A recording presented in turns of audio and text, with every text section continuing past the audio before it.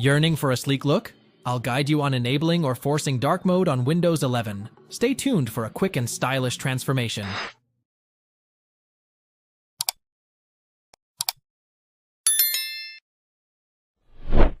You have to do is click the Windows button, then type in this CleanUp, which you also select from the search results.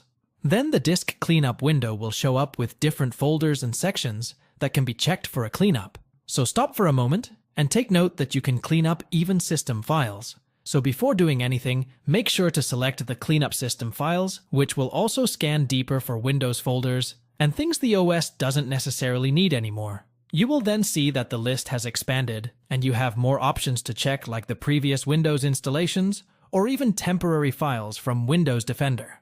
So check any box that is in your interest and finish by pressing OK. Windows will now clean up the files you selected for deletion.